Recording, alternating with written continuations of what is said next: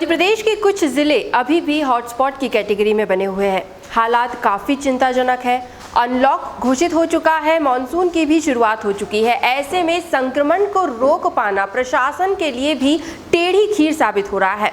इसी बड़ी अपडेट के साथ शुरुआत करेंगे न्यूज़ रूम की। आप देख रहे हैं एमपी न्यूज़ टीवी, मैं हूं निधि आपके साथ। और सबसे पहले न्यूज़ रूम में नज़र डालेंगे मध्य प्रदेश में कोरोना संक्रमण के आंकड़ों को लेकर क्या कुछ हालात बने हुए हैं उसी पर।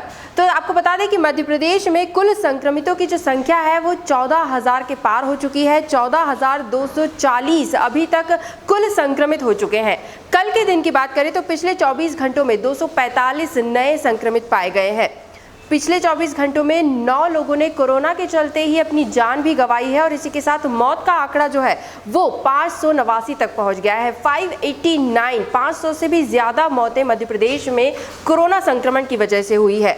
वहीं दूसरी तरफ हम बात करते हैं कि मध्य प्रदेश में रिकवरी रेट काफ़ी बेहतर है। तो अगर उस हिसाब से सोचें तो 10,862 मरीज ऐसे हैं जो स्वस्थ हुए हैं, डिस्चार्ज होकर अपने घरों को लौटे हैं। तो मध्य प्रदेश में काफ़ी ज़िले ऐसे हैं जहां पर संक्रमण काफ़ी निचले स्तर पर है। बहुत इक्का दुक्का मरीज ही सामने आ रहे हैं, लेकिन कुछ ज़िले लगातार हॉटस्पॉट कैटेगरी में बने हुए हैं।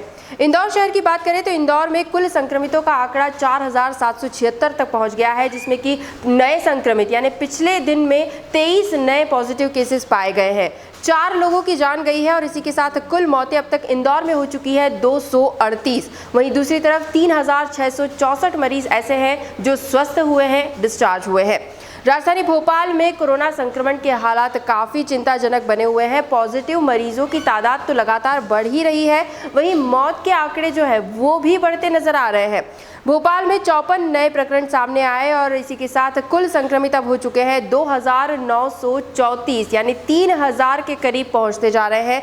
चिंता का विषय ये भी है कि गुरुवार को भोपाल शहर में सबसे बड़े सरकारी अस्पताल हमीदिया हॉस्पिटल में 2 जूनियर डॉक्टर्स भी कोरोना पॉजिटिव पाए गए। अब इनकी भी ट्रैवल हिस्ट्री, कॉन्टैक्ट हिस्ट्री निकाली जा रही है। वैसे क्योंकि इन डॉक्टर्स की जो ड्यूटी है वो कोविड वार्ड में ही लगी हुई थी, तो अंदेशा यही लगाया जा रहा है कि वहीं से इनमें भी संक्रमण फैला है। लेकिन जूनियर डॉक्टर्स जो हैं वो कितने लोगों के संपर्क में आए हैं, क्योंकि सरकारी अस्पताल है, वहाँ पर लोगों का आना जाना लगातार बना हुआ रहता है, तो ऐसे में संक्रमण ज़्यादा फैलने की भी चिंता जताई जा रही है। हालांकि प्रशासन जो है वो अब पूरी तीखी नज़र रखे हुए है कि यहाँ पर बाहरी लोगों का आना जाना पूरी तरह से प्रतिबंधित हो जाए, लेकिन वहाँ का जो स्टाफ है वो संक्रमण की चपेट में ना आया हो, यही उम्मीद की जा रही है। इसी तरह मुरैना जो है वो नया हॉटस्पॉट बनता नजर आ रहा है। मध्य प्रदेश का जिला मुरैना, यहाँ पर 57 नए केसेस एक ही दिन में देखने को मिले हैं और इसी के साथ कुल संक्रमित अब मुरैना में हो चुके हैं 538। ग्वालियर में भी 25 नए पॉजिटिव पाए गए हैं और इसी के साथ कुल संक्रमितों का आंकड़ा हो चुका है 418। वहीं कुल आंकड़ों की अगर हम बात करें तो उज्जैन में 3 नए पॉजिटिव पाए गए, इसी के साथ कुल संक्रमित हो चुके हैं 862। नीमच 447, जबलपुर 412, बुरहानपुर 401, सागर में भी 10 नए केसेस सामने आए, कुल हो चुके हैं 386। खंडवा में कुल संक्रमितों की संख्या है 320, खरगोन में 298, भिंड में भी एक ही दिन में, कल के दिन में 10 नए पॉजिटिव केसेस सामने आए हैं और कुल संक्रमितों की संख्या अब यहाँ भी हो चुकी है 250 के पार। 255 कुल संक्रमित भिंड में भी हो चुके हैं। तो जैसा कि मैंने शुरुआत में ही कहा था कि मध्य प्रदेश के कुछ ज़िले ऐसे हैं जो लगातार हॉटस्पॉट कैटेगरी में बने हुए हैं। इसी को लेकर जो राज्य सरकार है वो भी चिंतित है और स्थानीय प्रशासन भी काफ़ी मुस्तैदी से काम कर रहा है। ज़्यादा से ज़्यादा सैंपल्स लिए जा रहे हैं, ज़्यादा से ज़्यादा जाँचें की जा रही है ताकि इलाज जो है वो संक्रमितों को, मरीजों को वक्त पर मिल सके और हो सकता है कि इसी से संक्रमण को फैलने से समय रहते रोका जा सके। तो ये थी कोरोना अपडेट को लेकर कुछ खास खबरें। अब आपको अन्य खबरें भी आपको बता देते हैं। इंदौर शहर की सबसे पहले बात करेंगे। सार्वजनिक स्थानों, कार्यालयों, फैक्ट्री आदि क्षेत्रों में बिना मास्क पहने पाए जाने पर 100 रुपये प्रति व्यक्ति स्पॉट फाइन लगाया जाएगा। स्पॉट फाइन को लेकर नए आदेश जारी कर दिए गए हैं। सार्वजनिक स्थानों की बात की जा रही है, ऑफिसेस की बात की जा रही है, फैक्ट्रीज की बात की जा रही है, क्योंकि अनलॉक हो चुका है, शहर पूरी तरह से खुल चुका है, लेकिन यहाँ पर भी कहीं ना कहीं जनता की लापरवाही ज़रूर सामने आ रही है। तो ऐसे में 100 रुपये प्रति व्यक्ति स्पॉट फाइन लगाया जा रहा है। इसी तरह मास्क को मुंह से नीचे करके रखने पर, सोशल डिस्टेंसिंग का उल्लंघन करके आपस में बातचीत करते पाए जाने पर भी स्पॉट फाइन लगाया जाएगा। ये आदेश गुरुवार को कलेक्टर मनीष सिंह ने जारी किए हैं, जिसमें जिले में मास्क नहीं पहनने और सैनिटाइजर के संबंध में भी नए नियम निर्देशित कर दिए गए हैं। विभिन्न कार्यक्षेत्र और दुकानों पर आने जाने वाले लोगों के लिए सैनिटाइजर की व्यवस्था अगर नहीं की जाती है व्यापारियों द्वारा या ऑफिस के मैनेजमेंट द्वारा, तो वहां पर भी 200 रुपये का अर्थदंड लगाया जाएगा। तो 100 रुपये स्पॉट फाइन प्रति व्यक्ति और सैनिटाइजेशन की व्यवस्था ना करने पर ऑफिसेस पर भी अर्थदंड लगाया जा रहा है। तो ये नए आदेश कलेक्टर ने इंदौर शहर के लिए जारी कर दिए हैं।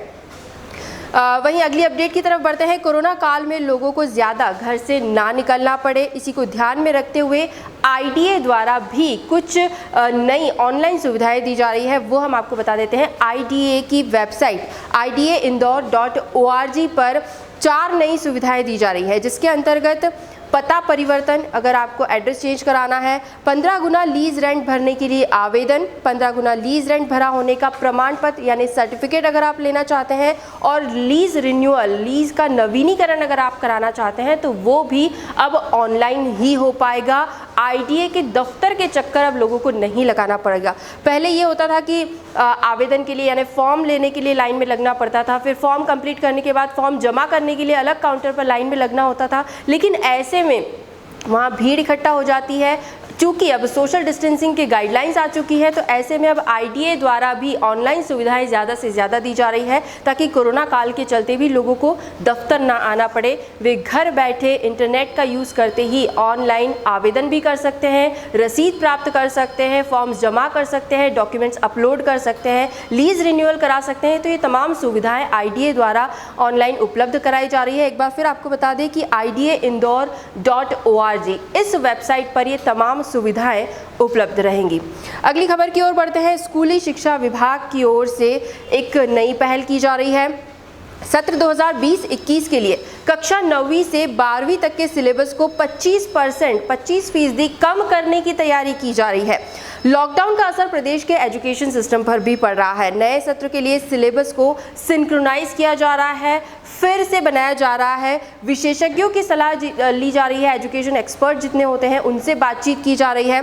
सिलेबस को 75% तक लेवल तक लाया जाएगा और विद्यार्थियों की सहूलियत के लिए ये जो 75% सिलेबस रखा जा रहा है उसे भी सरल बनाया जाएगा, आसान बनाया जाएगा। कोरोना काल के चलते स्कूली विद्यार्थियों को रेगुलर पढ़ाई में काफ़ी असुविधाएं हो रही है। जैसा कि हमने देखा ऑनलाइन क्लासेस चल रही हैं, व्हाट्सएप ग्रुप पर असाइनमेंट्स दिए जा रहे हैं, होमवर्क्स दिए जा रहे हैं, लेकिन ये जो पढ़ाई है उतनी प्रभावशाली नहीं है जितनी कि स्कूलों में हुआ करती थी। तो विद्यार्थियों को कई तरह की परेशानियों का सामना करना पड़ रहा है और इसी समस्या का समाधान के लिए स्कूली शिक्षा विभाग ने तय किया है कि जो सिलेबस है उसे 25% कम कर दिया जाए। वैसे भी अगर कैलेंडर के हिसाब से हम देखें तो 220 दिन की अवधि होती है, जिसमें से अप्रैल और मई माह को अगर हम देखें तो ये पूरी तरह से ये 60 दिन पूरी तरह से कम हो गए, यानी 2 महीने की पढ़ाई, 2 महीने की जो समयावधि होती थी वो ऑलरेडी कम हो चुकी है। तो ऐसे में विद्यार्थियों पर अतिरिक्त बोझ ना पड़े, स्ट्रेसफुल होकर वो पढ़ाई ना करे, तो कोशिश यही की जा रही है कि नए सत्र में ये जो 2 माह का समय कम हुआ है उसी हिसाब से 25% सिलेबस को भी कम कर दिया जाए। और चूंकि ऑनलाइन क्लासेस चल रही है, रेगुलर क्लासेस नहीं है, विद्यार्थी स्कूल नहीं पहुंच रहे हैं, तो ऐसे में जो 75% सिलेबस है उसे भी काफ़ी आसान, काफ़ी सरल बना दिया जाए, ताकि एक आसान से गाइडेंस के साथ ही जो विद्यार्थी हैं वो अपनी रेगुलर पढ़ाई पर फोकस कर पाएँ और बेहतर तरीके से प्रदर्शन कर पाएँ। अंत में हम बात करेंगे मध्य प्रदेश के मौसम को लेकर। तो दक्षिण गुजरात से आगे बढ़ा सिस्टम गुरुवार को प्रदेश के लिए अच्छी खासी बारिश लेकर आया है। प्रदेश के ज़्यादातर हिस्सों में मानसून सक्रिय हो चुका है। अधिकांश जिलों में लगभग दोपहर 3 बजे के समय के बाद की बात करें तो अचानक से मौसम बदला, बादल छाए और फिर रिमझिम बारिश का दौर जारी हो गया। मध्य प्रदेश में अब तक 8.62 इंच तक बारिश हो चुकी है। ये सामान्य बारिश जो कि 5.5 के आसपास बनी होती है उससे 56% अधिक है। राजधानी भोपाल में अब तक 16.68 इंच बारिश हो चुकी है। भोपाल, सीधी, सिंगरौली, आगर मालवा, सीहोर और विदिशा में भी सामान्य से काफ़ी अधिक, कहा जा रहा है 100% से भी ज़्यादा अधिक जो है पानी बरस चुका है। वहाँ पर भी जो जून का कोटा था वो तो काफ़ी पहले ही पूरा हो चुका है। मौसम विशेषज्ञों के अनुसार दक्षिण गुजरात से आया सिस्टम प्रदेश के अधिकांश जिलों में अच्छी बारिश को बनाए रखेगा। मौसम विभाग ने अगले 3 दिनों में भारी बारिश की चेतावनी दी है। पूर्वानुमान है कि 11 जिले प्रदेश के ऐसे हैं जहां भारी बारिश हो सकती है। आपको ये 11 जिलों की अपडेट दे दें। छिंदवाड़ा, सिवनी, मंडला, बालाघाट, सागर, विदिशा, सीहोर, रतलाम, उज्जैन, नीमच और मंदसौर, ये कुछ जिले जो हैं लिस्ट आउट किए गए हैं जहां पर आज और आने वाले 2-3 दिन तक भारी बारिश की चेतावनी है। वैसे अच्छी खबर ये इसलिए है क्योंकि प्रदेश के ज़्यादातर ज़िलों में सोयाबीन, धान, मक्का और उड़द की बोनी हो चुकी है, फसलों की बोनी हो चुकी है और इसके बाद अधिक पानी की आवश्यकता होती है फसलों को। तो आगामी दिनों की जो बारिश होगी वो फसलों के लिए काफ़ी लाभदायक होगी और इसीलिए ये खबर जो है वो प्रदेश के किसानों के लिए काफ़ी राहत भरी है। तो एमपी न्यूज़ की न्यूज़ रूम से फिलहाल यही अपडेट्स, लगातार और भी खबरें और भी जानकारियाँ हम आप तक ज़रूर पहुँचाते रहेंगे। बस आप बने रहिए हमारे साथ और देखते रहिए एमपी न्यूज़। धन्यवाद। एमपी की नब्ज, एमपी का हाल, मध्य प्रदेश की हर खबर एमपी न्यूज़ टीवी के साथ। लगातार खबरों के लिए सब्सक्राइब करें हमारा YouTube channel MP news TV. Latest updates के लिए बेल आइकन दबाना जरा भी न भूलें।